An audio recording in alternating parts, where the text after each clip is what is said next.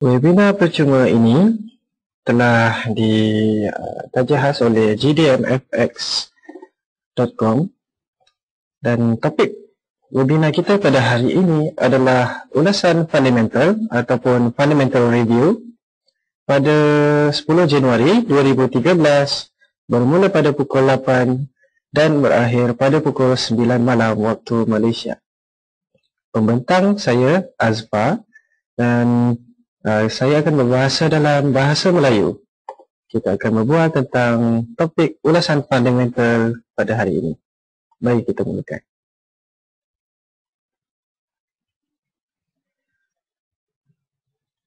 Baiklah, pada hari ini kita ada 3 topik utama yang kita akan bincangkan, iaitu punca pergerakan perubahan harga dalam forex, faktor-faktor fundamental yang menyebabkan perubahan harga mata wang, dan juga bagaimana untuk berdagang atau menabur forex menggunakan analisis fundamental. Perbincangan yang pertama, punca pergerakan perubahan harga forex ini kita ulangi semula kerana ia juga turut mempengaruhi pergerakan sekiranya kita ingin melihat terhadap faktor fundamental kepada pasaran.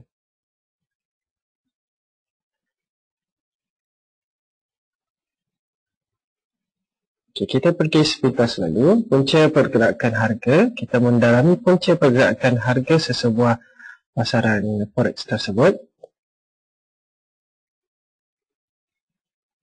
Kepada pelabur-pelabur baru dalam dunia forex, keadaan pergerakan harga ke atas pasaran mata wang yang sentiasa berubah boleh menjadi meruncingkan dan menakutkan.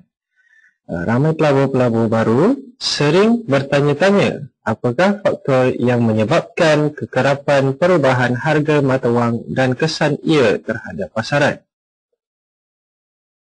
Maka dengan itu, kita haruslah berhati-hati sekiranya kita ingin memasuki pasaran forex ini.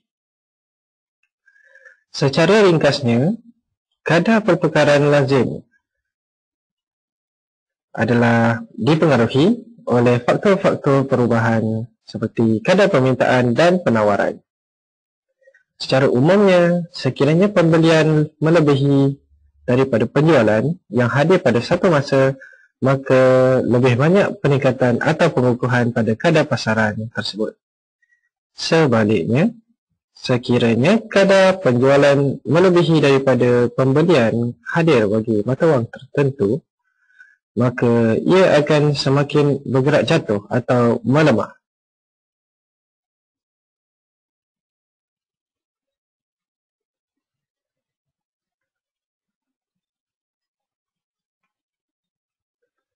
Salah satu bahagian yang agak merumitkan adalah apabila hendak memahami mengapa perubahan dalam harga ini berlaku dan bagaimana anda boleh menjangkakan pergerakan tren masa depan, sekaligus membolehkan anda untuk mengaut keuntungan dengan cara meletakkan pesanan membeli atau menjual sebelum apa-apa perubahan berlaku.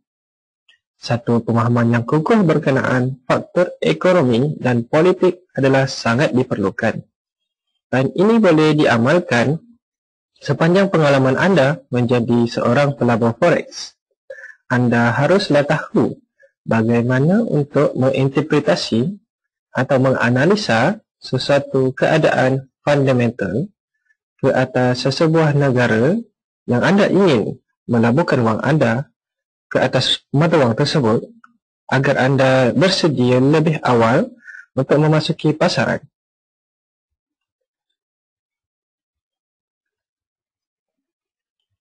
Oleh itu, hari ini kita akan bincangkan faktor-faktor fundamental yang akan menyebabkan perubahan harga terhadap mata wang tersebut.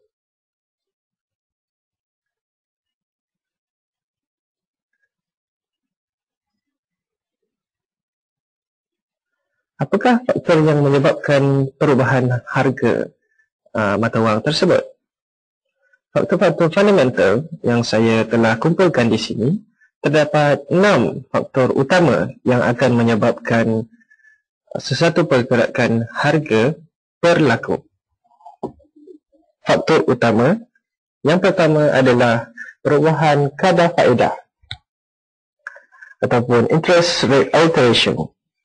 Satu perubahan kadar faedah akan menggerakkan suatu pergerakan market selama 2-3 jam secara drastik dan akan bersambung seterusnya pada 3 hingga hari-hari berikutnya. Yang kedua, perbezaan kadar pertumbuhan negara ataupun growth rate differentials.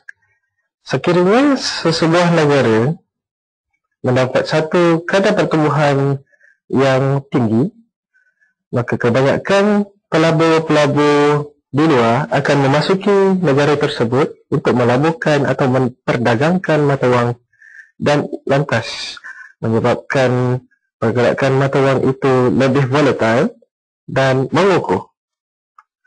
Maka di situ kita boleh mencari peluang untuk memasuki pasaran.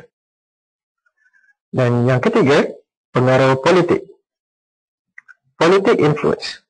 Pengaruh politik memain peranan sekiranya kita ingin melihat sebuah negara, sesebuah mata wang itu bergerak lebih stabil dan lebih mengukuh kerana sesebuah negara yang lebih aman dan pengaruh politiknya yang menetapkan satu bajet-bajet kepada negara lebih kukuh, maka kebanyakan investor di luar sana, pelabur di luar sana akan memasuki negara tersebut dan akan menyebabkan pengukuhan terhadap mata wang tersebut. Dan yang keempat, harga komoditi. Harga komoditi seperti harga jagung, harga emas, harga perak, harga minyak sangat mempengaruhi pergerakan harga terhadap satu mata wang. Sekiranya anda membiasakan diri anda untuk melabur di dalam pasangan mata wang AUD/USD, kebanyakan pelabur-pelabur Malaysia akan fokus melihat kepada pergerakan emas kerana Australia memang pengeluar emas yang besar. Dan sekiranya apa-apa berlaku terhadap emas, maka kebanyakan pelabur akan memasuki pesanan mereka terhadap emas dan terhadap Australia dollar. Begitu juga berlaku kepada USD. Sekiranya emas meningkat, maka USD akan jatuh. Itu dari sudut teorinya. Dari sudut praktikalnya, kita tidak boleh mengawal sesuatu pergerakan kerana ia melibatkan bermacam-macam faktor di luar sana. Baiklah, yang seterusnya, agenda geopolitik. Agenda geopolitik ini kita akan terangkan dengan lebih lanjut, tetapi secara dasarnya geopolitik ini berkaitan dengan sesuatu perhubungan politik antara dua buah negara. Dan sekiranya dua buah negara itu mempersetujui sesuatu perjanjian seperti bantuan ataupun penggabungan, maka di sini pasaran mata wang juga akan menerima efek terhadap sesuatu keputusan tersebut. Dan yang akhir sekali, kesan permintaan dan penawaran. Supply and demand effects. Ini adalah suatu faktor yang biasa kita lihat terhadap pasaran sebelum kita memasuki pasaran.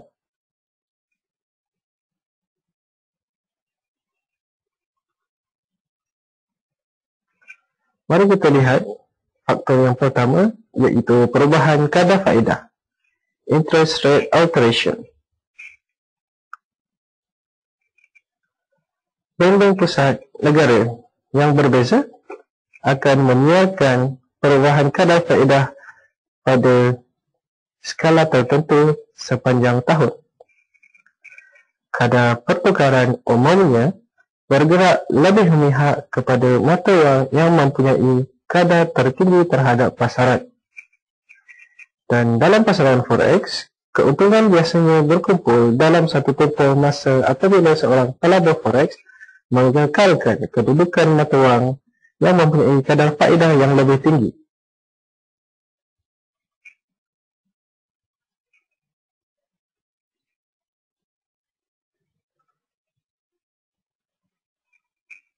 Sebelum kita pergi ke slide seterusnya, mari kita lihat dua terms yang selalu digunakan di dalam pasaran forex. Sekiranya anda membelok-belok news di laman web pengeluar berita, anda akan acap kali melihat dua terms yang akan sentiasa selalu digunakan dalam pasaran forex. Dovish. Mari kita lihat apa maksud dovish.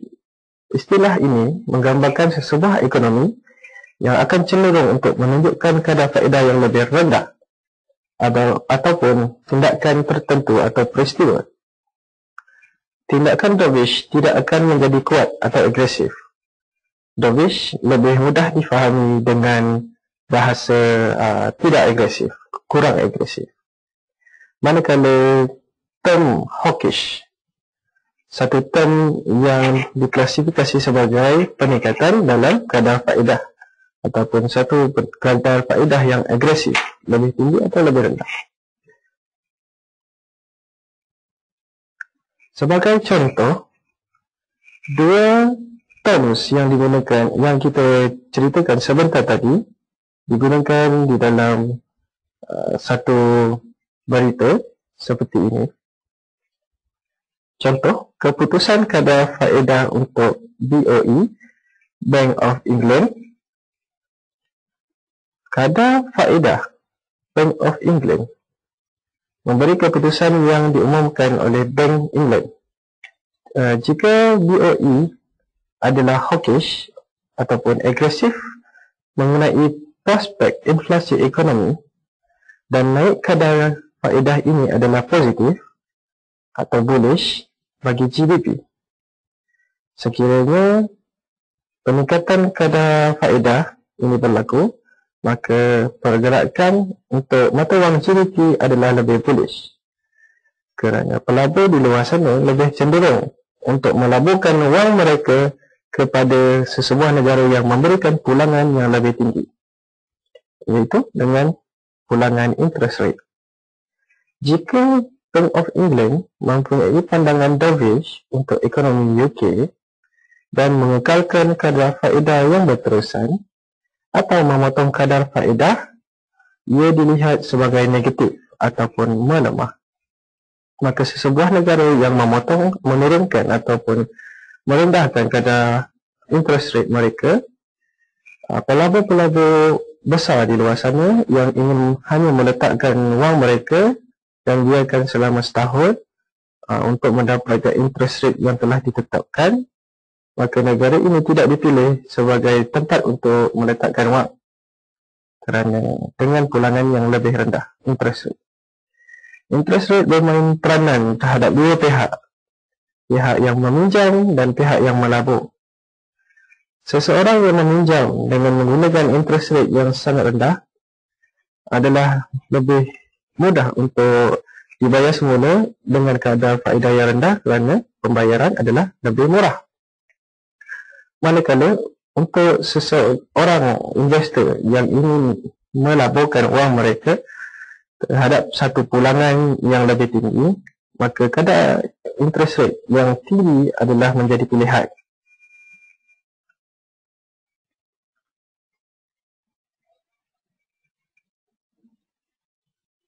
Baiklah, mari kita bincangkan bagaimana untuk berdagang sesuatu mata wang terhadap satu keputusan kadar BOE. Sebagai contoh di sini, kita berdagang pound sterling. Sebelum keputusan kadar interest rate diumumkan, ramai pedagang percaya kabar angin dan persegi kedudukan mereka sejurus selepas keputusan itu dibuat. Sebagai contoh, jika pasaran percaya bahawa Bank of England akan melakukan kadar kenaikan, maka peniaga membeli pound dan menutup kedudukan sejurus selepas pengumuman itu. Di sudut lain, jika jangkaan penurunan kadar, peniaga akan jual pound dan persegi kedudukan selepas pengumuman tersebut. Sebagai contoh, sekiranya Bank of England, kita melihat satu news terhadap Bank of England tadi. Dia dalam setiap pengeluar news tersebut, dia akan meletakkan 3 kolom. Kolom pertama, kebiasaannya diletakkan kolom untuk previous result, keputusan yang sebelumnya. Dan kolom yang kedua di tengah-tengah akan menunjukkan satu konsensus. Di konsensus ini adalah satu spekulasi yang dikeluarkan 2 jam atau 2 hari atau 3 hari sebelum pengumuman itu dikeluarkan. Maka pelabur-pelabur yang saya katakan tadi, yang membeli atau menjual pound lebih awal 2 jam sebelum atau 3 jam sebelum, mereka melihat kepada kolom konsensus tersebut. Kalau positif, kita akan membeli. Pedagang-pedagang besar ini akan membeli lebih awal. Dan sekiranya negatif di konsensus, maka mereka akan menjual pound lebih awal.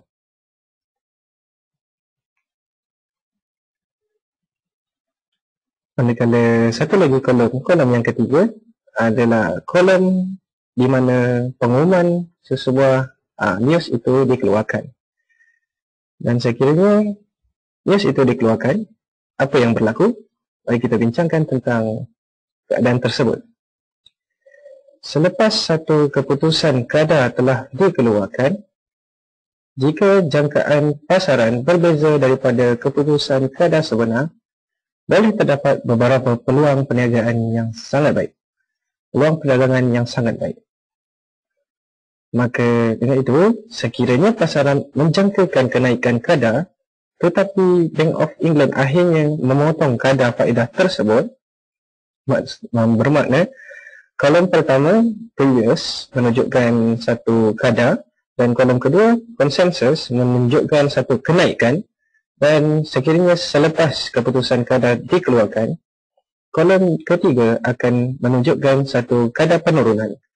Maka itu pedagang dengan ini akan memasuk short, pendek ataupun memasukkan jualan 1-2 jam untuk pound. Ia boleh terbukti berjaya. Dan jika pasaran menjangkakan pemotongan kadar faedah, konsensus menjangkakan keadaan yang negatif terhadap satu kadar interest rate, tetapi Bank of England memberikan peningkatan dalam kadar setelah satu pengumuman dikeluarkan. Seseorang pedagang mungkin meletakkan kedudukan belian terhadap pound selama 1-2 jam. Di sini satu peluang untuk mendapatkan profit adalah lebih tinggi sekiranya anda berdagang selepas 1-2 jam ataupun semasa sebelum 1-2 jam pengeluaran news tersebut. Tapi anda haruslah berhati-hati sekiranya ingin memasuki pasaran dengan menjadikan fundamental ini sebagai satu faktor utama yang anda lihat di dalam pasaran tersebut.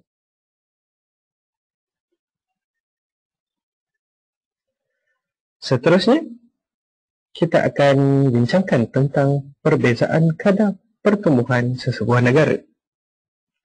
Growth rate differentials. Ini adalah faktor kedua yang mempengaruhi pergerakan pasaran forex.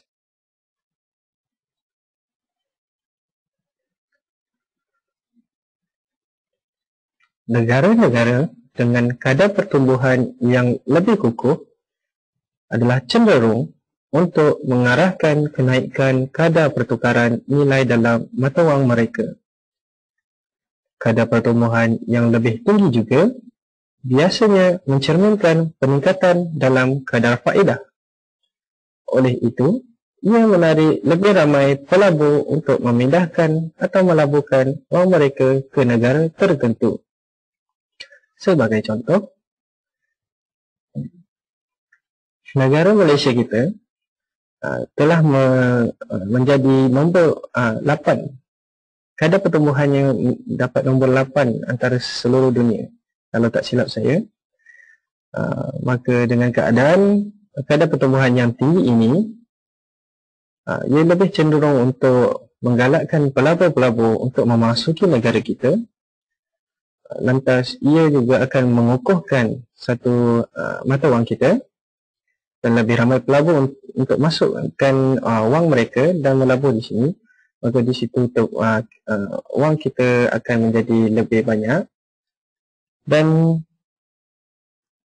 harga ringgit kita telah menjadi lebih kukuh kalau dibandingkan dengan USD. Seperti satu masa dulu, wang ringgit kita RM3.80 bersamaan dengan $1. Pada masa sekarang, setelah kita menjadi lebih kukuh, wang ringgit kita hanya RM2.90 untuk $1.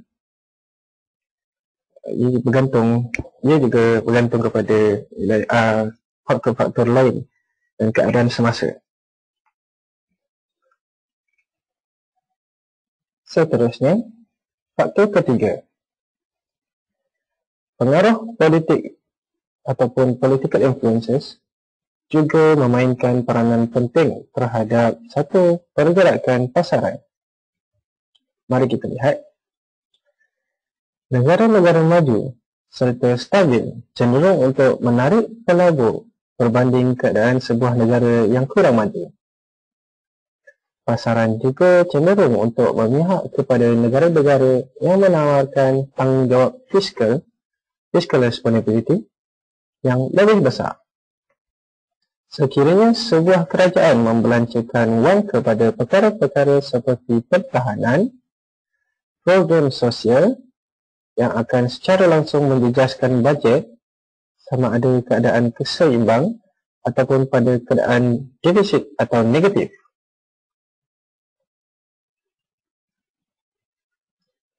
Ini adalah satu tanggungjawab fiskal yang akan dipegang oleh sesebuah kerajaan. Sekiranya sesebuah kerajaan itu menggunakan wang mereka ke arah pertahanan dan program sosial tersebut, ia sekiranya tidak menjejaskan bajet dan keadaan seimbang, maka sesuatu pergerakan mata wang akan berlaku di situ, sama ada positif ataupun negatif. Sekiranya tidak berlebihan, maka ia adalah sesuatu benda yang positif pada pandangan saya, dan sekiranya ia berlebihan, ia adalah satu sudut negatif pada pandangan saya. Seterusnya, kita akan bincangkan tentang kesan harga komoditi terhadap sesebuah pasaran mata wang. Harga komoditi juga mempengaruhi pergerakan pasaran. Satu peningkatan harga, sebagai contoh, harga minyak, sering mengganggu keadaan nilai harga mata wang pengimport minyak terbesar di dunia, seperti Amerika Syarikat dan Jepun.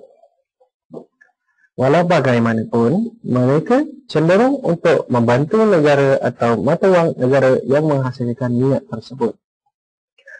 Justru itu, apabila harga emas menjadi lebih tinggi, ia boleh memberi kesan langsung ke atas nilai US dollar dan yen Jepun. Namun, ia boleh memihak kepada negara-negara pengeksport logam berharga dan kuantiti yang besar ini, seperti Australia.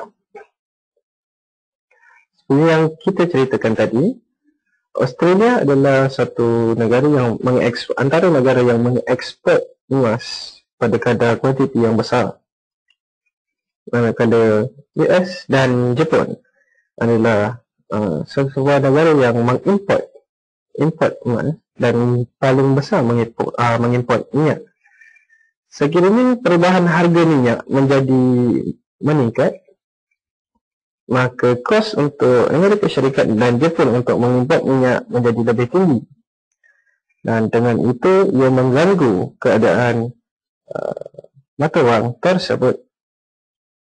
pada keadaan ini, kebanyakan pedagang akan menjual indeks USD.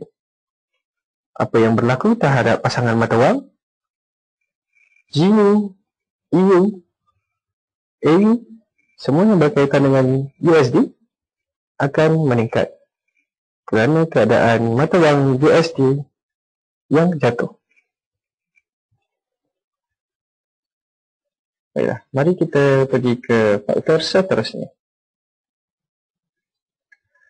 Agenda politik juga mempengaruhi sebuah faktor. Agenda politik juga sesuatu faktor utama yang mengganggu satu pergerakan pasaran.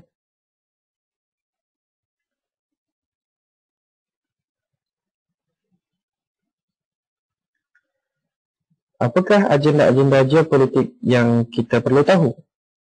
Agenda-agenda geopolitik yang kita perlu tahu adalah seperti peperangan, serangan pengganas dan agenda-agenda lain yang sangat mempengaruhi keadaan mata wang sesebuah negara. Seperti contoh, Dina Iraq. Setelah Iraq berperang, kadar mata wang mereka jatuh begitu drastik. Dan ini telah menyebabkan kerugian besar terhadap sesiapa yang melabur mata wang Iran tersebut. Contoh-contoh lain kita boleh dapati di internet. Dan negara yang aman dengan kedua-dua struktur ekonomi dan politik yang stabil cenderung untuk menarik pelabur berbanding negara bergolak yang lain. Seterusnya, kita akan bincangkan tentang satu lagi faktor. Faktor yang kebanyakannya kita terlepas pandang. Di sinilah peluang-peluang yang boleh kita dapati sekiranya kita ingin memasuki pasaran dan membina satu keuntungan yang cukup baik. Dengan memahami kesan permintaan dan penawaran, aliran modal atau aset yang besar dari satu mata wang ke satu mata wang yang lain sering berlaku apabila urus niaga besar dibuat oleh syarikat-syarikat antarabangsa atau pengurus dana yang besar untuk menukar portfolio dari satu negara lain ke negara lain. Ia boleh mempunyai kesan langsung ke atas kadar pertukaran secara amnya dan memihak mata wang yang berada dalam keadaan permintaan yang lebih tinggi. Sebagai contoh, sesebuah negara yang mengeluarkan satu teknologi yang tinggi dan membuat satu produk yang besar, yang banyak, negara tersebut mengeluarkan produktiviti dan mengekspor ke luar negara. Contoh seperti Samsung. Samsung adalah satu company yang cukup besar untuk negara Korea. Dengan menutupnya satu produk dan penjualan dari satu negara tersebut, penjualan yang banyak ini telah cenderung untuk mengekspor dan meningkatkan growth terhadap satu negara dia. Dengan itu mengukuhkan sekali mata wang Korea tersebut. Itu sebagai satu contoh. Kita boleh dapati pergerakan stock market, Dow, Nasdaq, New York Exchange, semua ini juga memain peranan terhadap pergerakan mata wang yang kita selalu dagangkan. Ini adalah satu contoh keluk demand dan supply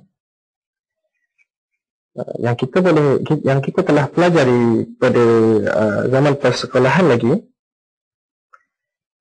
Kita lihat di sini, sekiranya satu kadar demand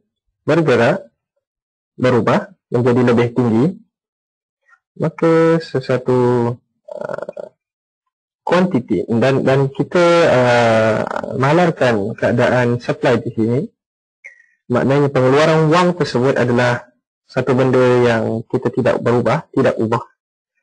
Maka dengan itu, price akan meningkat. Sesebuah harga, mata wang itu akan meningkat.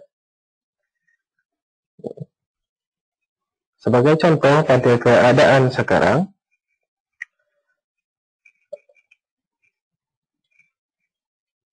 mata wang Japanese yen adalah dalam keadaan yang sangat kukuh.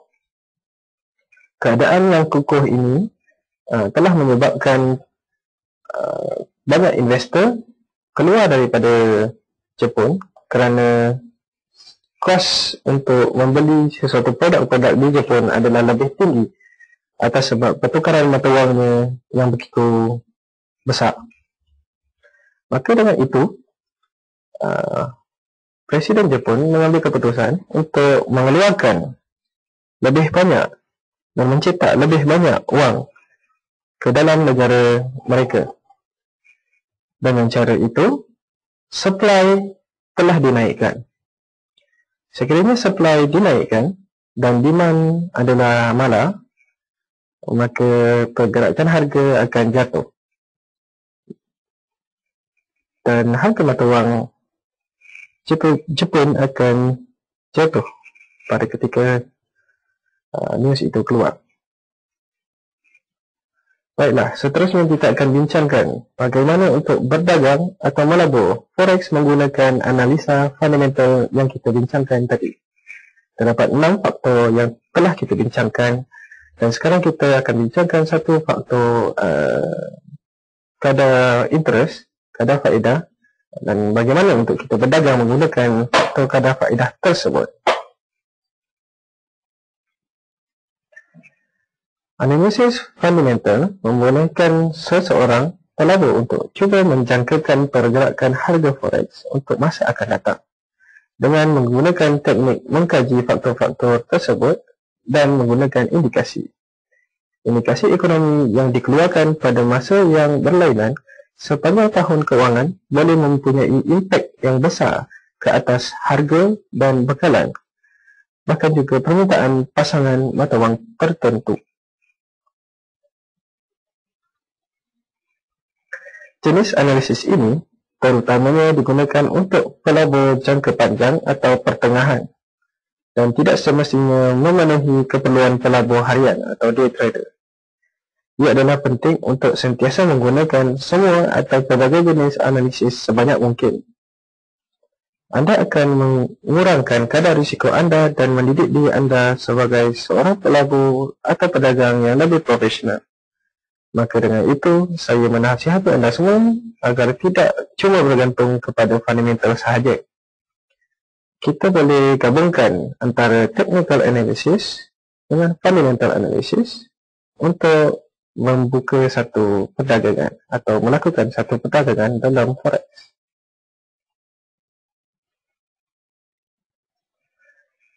Terdapat banyak indikasi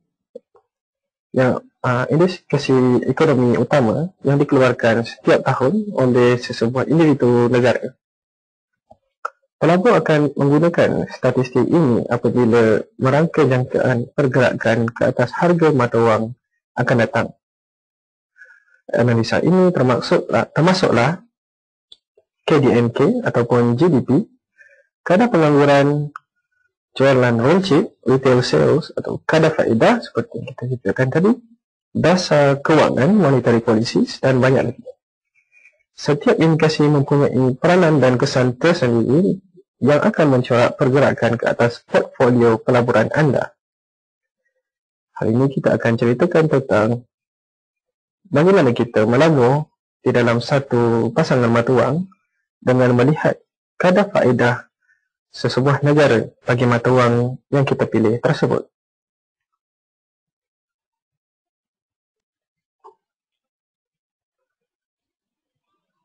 Majoriti pelabur percaya bahawa dunia pelabur forex dipengaruhi oleh kadar faedah.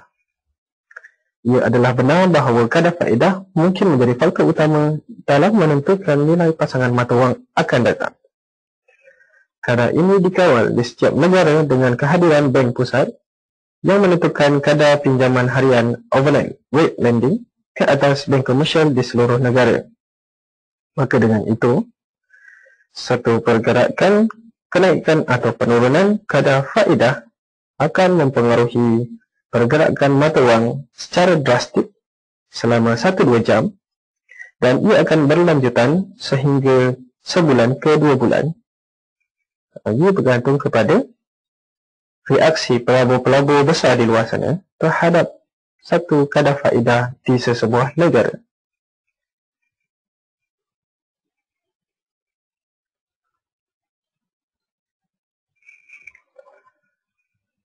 Kadar faedah biasanya digunakan untuk mengawal inflasi. Inflasi menyebabkan kenaikan harga setiap tahun ke atas keluaran produk, bahan-bahan, perkhidmatan dan lain-lain. Secara umumnya, peningkatan yang stabil dalam inflasi akan menjangkakan keadaan ekonomi yang semakin meningkat. Dengan keadaan inflasi yang terlalu tinggi, boleh menjadi berbahaya kepada sesebuah ekonomi negara. Disebabkan itulah, bank-bank pusat akan memberikan perhatian dan mengambil langkah-langkah berjaga-jaga terhadap tahap inflasi ini. Sekiranya tahap inflasi bagi sesebuah negara meningkat tinggi, maka negara itu biasanya akan meningkatkan kadar faedahnya. Dan keadaan ini akan menggalakkan penggunaan dan perniagaan untuk kurang meminjam dan menyimpan dengan lebih. Ia akan memperlahankan kadar pertumbuhan ekonomi dan mengharap agar kadar inflasi terus diperlahankan atau mengurang.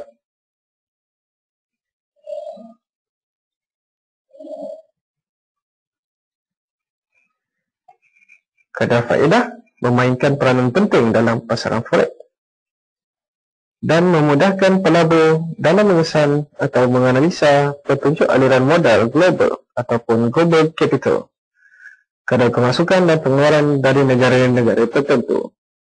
Seperti yang saya ceritakan sebentar tadi, kebanyakan pelabur akan melaburkan wang mereka ke dalam sesebuah negara yang memberi pulangan yang tinggi. Pulangan yang tinggi itu bermaksud negara tersebut memberikan satu kadar faedah yang tinggi. Sekiranya satu negara mengeluarkan satu kadar faedah yang sangat rendah, maka ia cenderung memberi loan, memberi pinjaman kepada pelabur-pelabur ataupun pinjaman-pinjaman kepada seseorang individu. Dan dengan itu, pengeluaran wang adalah lebih tinggi. Kadar faedah boleh mempengaruhi keputusan pelabur untuk melabur di sesebuah negara, seperti berhijrah keluar atau ke tempat atau ke negara lain dengan wang mereka, sekaligus mempengaruhi kadar permintaan serta penawaran ke atas sesebuah mata wang.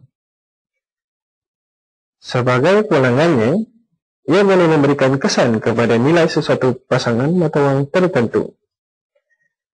Apa yang kita ceritakan sebentar tadi adalah kesan terhadap satu keadaan physical market, di mana seorang pelabur akan pindah ke sesebuah negara lain dan membawa wang mereka untuk melabur di sana. Untuk spot market, kita lihat kepada satu pergerakan harga pasaran. Maka dengan itu, pedagang-pedagang spot market tidak perlu membawa wang mereka yang banyak untuk bertukar wang atau untuk menukarkan wang mereka ke negara yang lain. Wang hanya dimasukkan di dalam pasaran melalui broker. Dan broker GDM FX bersedia untuk memberi perkhidmatan yang berdedikasi kepada pelanggan-pelanggan mereka. Baiklah, kita teruskan presentation ini.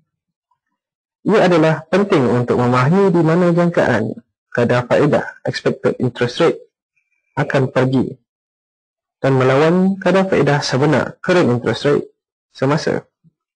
Di samping itu, pelabur yang berjaya sering melaksanakan analisis fundamental dan tahu bahawa kadar faedah ini cenderung untuk beralih selaras dengan dasar-dasar kewangan, iaitu monetary policies yang lain. tunjuk kepada satu pergerakan pasaran mata wang. Sesebuah currency itu bergantung kepada interest rate. Sebab itu, hari ini kami menekankan tentang interest rate kepada anda. Baiklah, terima kasih atas perhatian dan kerjasama anda untuk menyertai webinar percuma pada hari ini. Harap kita boleh berjumpa lagi pada esok hari dengan topik ulasan mingguan, Weekly Review, pada hari esok, 11 Januari 2013, pada waktu sama, 8 hingga 9 malam, waktu Malaysia. Pembentangnya saya, Azfar. Saya akan berbicara dalam bahasa Melayu. Saya harap agar apa yang kita bincangkan sebentar tadi dapat membantu anda dalam melakukan fundamental analysis dengan lebih percaya, dengan lebih baik. Terima kasih sekali lagi saya ucapkan. Dan semoga kita boleh berjumpa lagi pada hari esok. Assalamualaikum dan selamat malam kepada semua.